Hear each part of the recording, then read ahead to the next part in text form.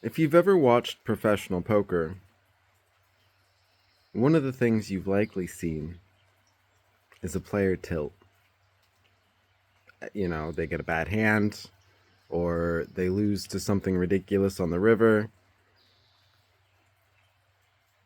I saw quite a few flush draws on the river, on all-in pots, where people were just tilted. And people often tilt before going all in, and they just start making bad bet after bad bet after bad bet. And it doesn't end well. And so with poker, when people tilt, they don't usually hop onto the next table. At least not the professionals.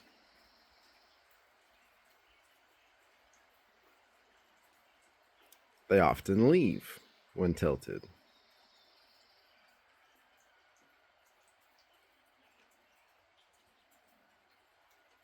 And it would be nice if when we, as humans,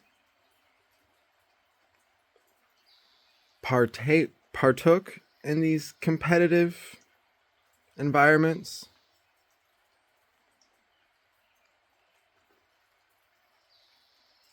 if when we were tilted, it was easier to stop playing. I'm not going to say you can't stop playing. Some things are in our control and others not. And I want to get this out front first and foremost. We have agency over our own minds and body. And what I am about to say is not an excuse. It is to bring light and possible healing to those who need it. Because in this video, I am going to start talking about the current matchmaking in video games, how it relates to B.F. Skinner, how it relates to the psychology behind slot machines. And it's going to sound like I'm making excuses. And I promise you, first and foremost, right now, these are not excuses.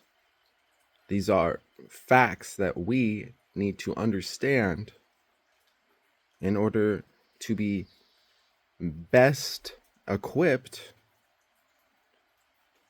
to do what needs to be done.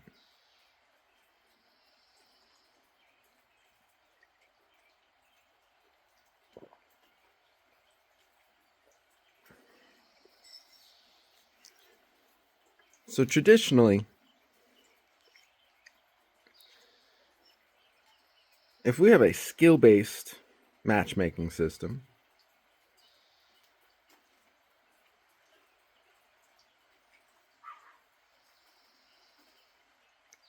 one of the things that can happen, especially now that we're adults, now that we have jobs, now that we have responsibilities, not that we didn't have them as kids, but they were different. And let's be honest, as we get older, the responsibilities pile up and become more glaring. And if we look back, it's like, yeah, okay, yeah, I didn't have to pay bills. The food magically appeared. I still had the room. I still had to help clean the house. Did I do a good job of it back then? No. Not the point.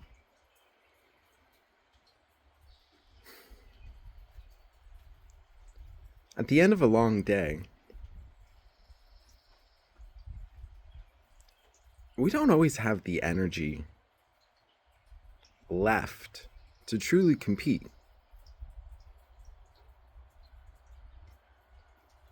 At least not for hours on end.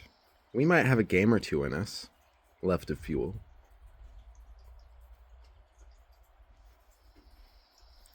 But especially after working a whole day, coming home, dealing with chores, dinner, kids if we have them,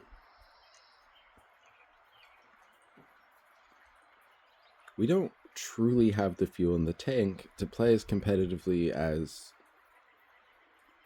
we possibly could.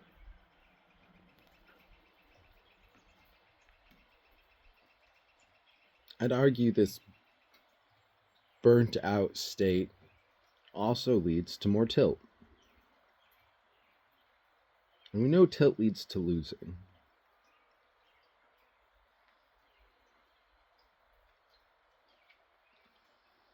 There have been studies that show, when we look at B.F. Skinner, when he was putting the pigeons inside the Skinner box, getting them to press the button for food as a reward, that when he tried various reinforcement schedules, reward schedules,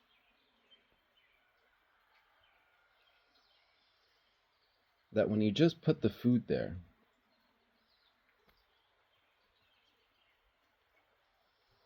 every single time they pressed the button, when the food stopped, the pigeon would stop pressing the button. And so we tried only giving food every 10 times, and that was pretty effective in getting the pigeon to keep pressing the button.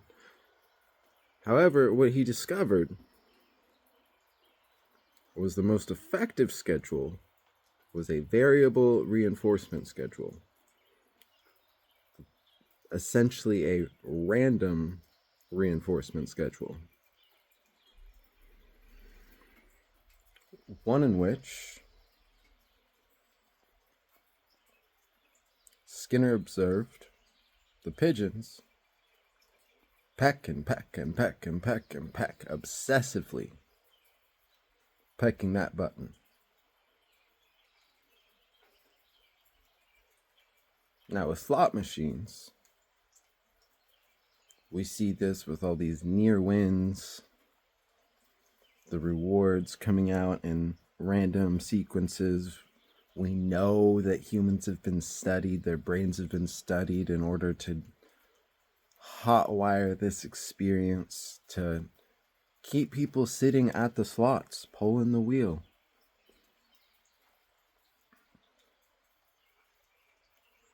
Now with gaming companies, they started observing something called churn risk.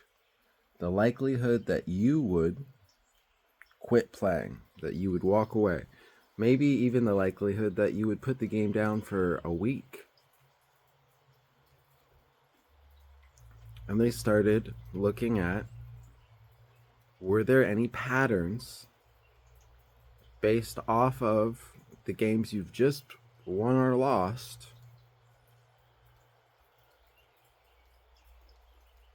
to keeping you playing the game. And what they noticed, what they witnessed, is that sometimes a 50-50 game where the skill level was perfect, you were likely to keep playing the game after that game.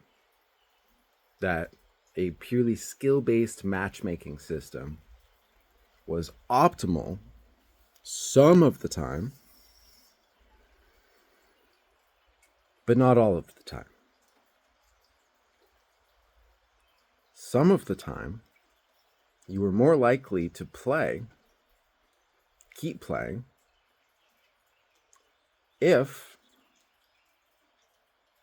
you lost the game. And other times, you were more likely to keep playing if you won the game. And so they experimented. EA is who is they in this particular circumstance, EA experimented with what happens if we guarantee in these unique circumstances a win and a loss for these players who need that in order to have the highest likelihood to stay engaged, to keep playing.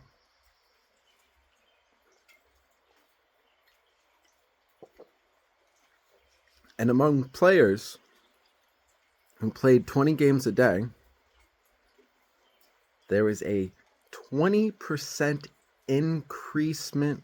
There was a 20% increase in engagement among those players.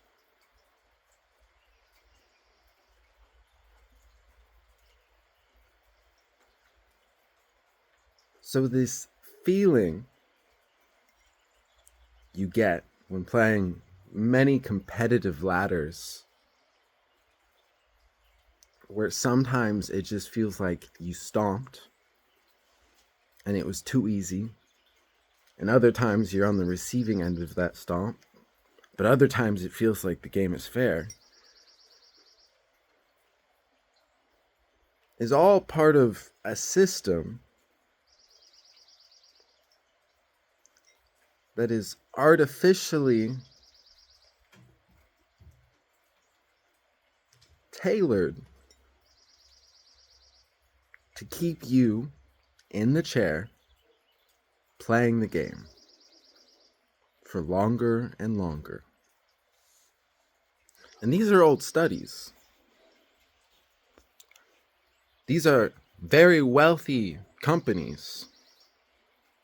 Some of these studies weren't just done in simulations, but are being done on us in real time, and they are perfecting these methods. Now, I want to call back to the beginning of the video a little bit when I said I am not making excuses.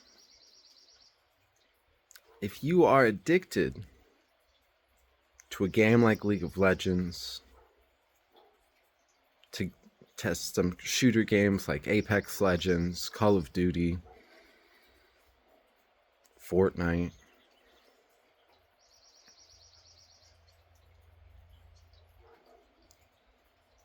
think about this video seriously. Understand that we are being treated like pigeons or rats in a box. And I'm not saying stop playing games. They're fun. Flow is fantastic, and video games are a great place to find flow. There is even some research that shows that in order to be able to multitask, and what I mean by that is not to do two things at once. What I'm talking about is to be able to rapidly swap tasks.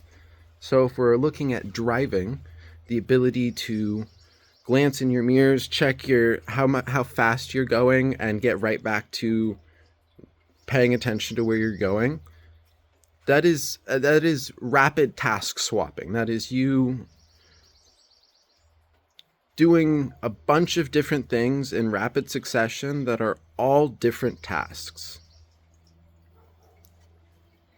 And video games are something that, when studied, the right video games, and I don't quite know what that means, you'd have to look into the studies yourself, but they found that video games in older people was one of the only methods they could find to train this rapid task swapping, despite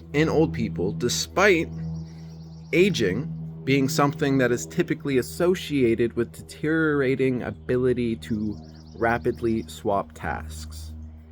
So I'm not hating on video games. I just also want us to understand that despite being so burnt out that we can't perform at the end of a long day, or being incredibly burnt out because we sat in that chair for 8 hours straight and now we're on hour 9, I want to remind us all, gamers, and honestly, everybody, because social media is 100% using this exact same mechanisms, these phones in our hands. Every time we go like this, these feeds are being calculated in the exact same way. When something pops up, that's something that's best calculated to give us that hit of dopamine. It doesn't pop up perfectly every single time. They could do that. I want you to understand. They could formulate this news feed. They could formulate YouTube's home feed to always show you something you'd be interested in. They could do that right now. But that's not the variable rewards. That's not random rewards. And so you're not going to sit on their platform as long, based off the research, if they feed it to you like that. So instead, every time you go like this, just like pulling the slot machine, it is going to sometimes show you nothing interesting, because they've calculated that nothing interesting at this specific point in time, based off of your pattern that they've been watching for damn near a decade now.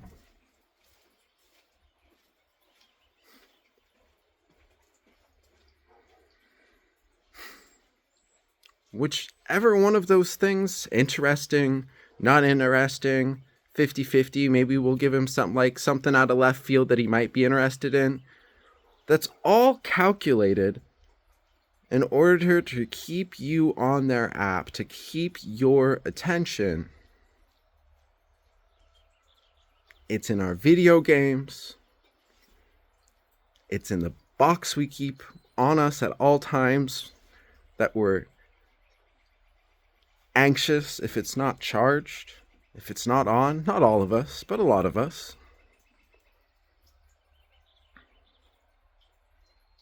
And again, these are not excuses for phone addiction. These are not excuses for being addicted to YouTube or being addicted to social media. I just want you to understand how we are being treated, as well as understand how your psychology is being screwed with, so that maybe, just maybe, you'll put the game down after a game or two and go do something real. You'll watch a couple videos on YouTube and you'll put it down and go do something real. And as someone who has experienced YouTube addiction, Facebook addiction, gaming addiction,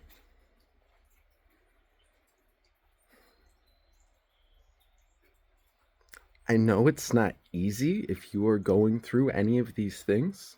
I hear shopping addiction's even a thing. I'm maybe too broke to do that, but that sounds like it could be fun.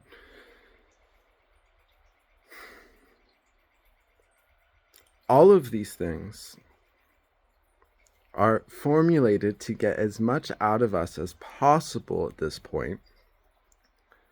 And so now more than ever, it is on us as individuals to treat our own life as sacred, to be aware of where our time is being spent, to be more mindful about what we want to do in our day-to-day lives, because all around us, we have systems in place that are designed,